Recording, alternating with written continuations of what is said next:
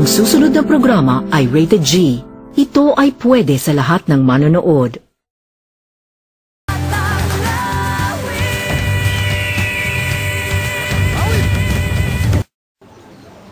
Ako, si Ate Kim. Lahat tayo ay matatawag na consumer. Dahil lahat tayo ay gumagamit ng mga produkto at lahat tayo ay may pangangailangan.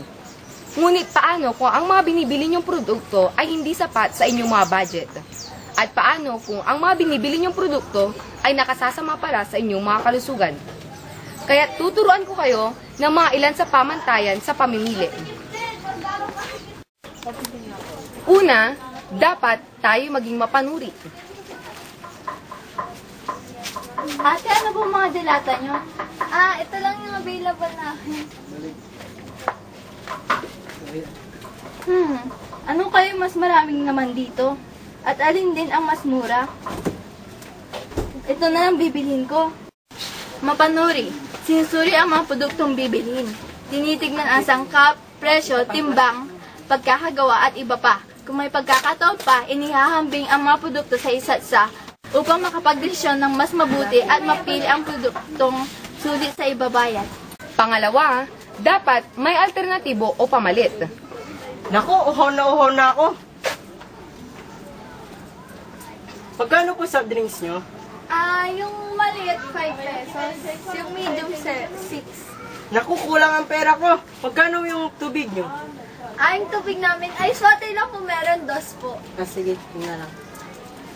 May panahon na walang sapat na pera ang mamimili upang bilhin ang mga produktong dati nang binibili.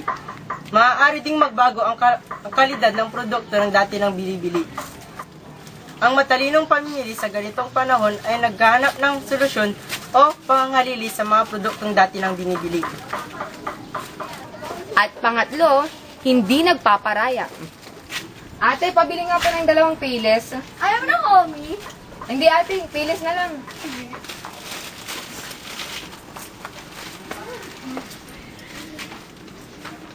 Teka, ate, kulang po yung sukli nyo. Ilan ba nakuha mo? 2 no? Kulang po ng 2. Ayoko nga, pasensya ka na. Thank you po. Dapat maging mapagmasid tayo. Dapat maging alerto at dapat maging mapanuri. Dapat hindi tayo nagpaparaya dahil may mga pagkakataon na ang mamimili ay napapatapat sa isang tindera o tindero na may hindi magandang hangarin.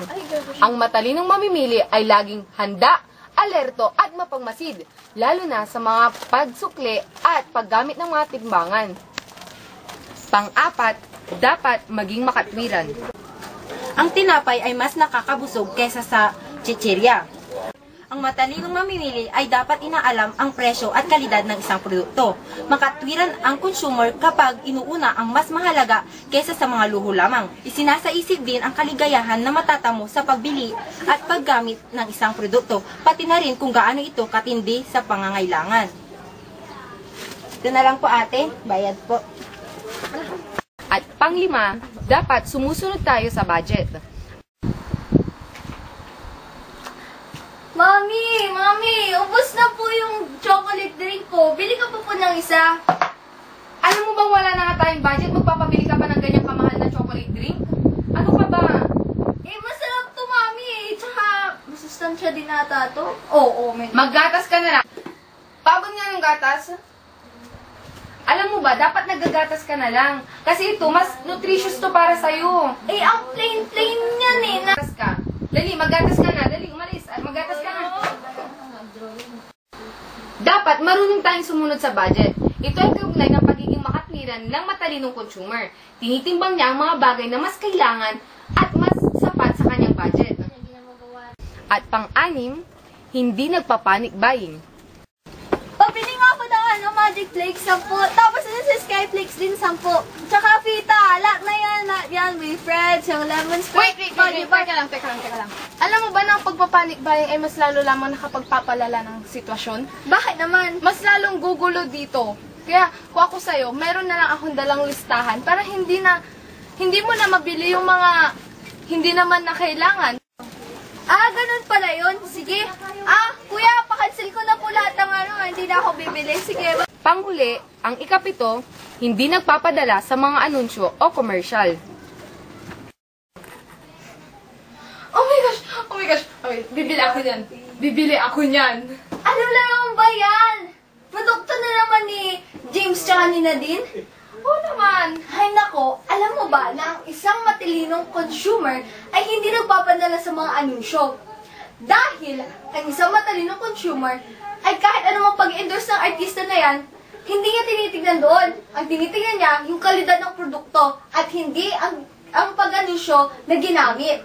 Kaya ikaw, okay nang naiduluhin mo sila. Ngunit, tignan mo naman kung yung kalidad ng produkto na kanilang in-endorse ay talagang magagamit mo sa pang-araw-araw at makakabuti sa'yo. Ah, ganun ba? O sige, hindi na nga ako bibili. Sige, manood na nga tayo.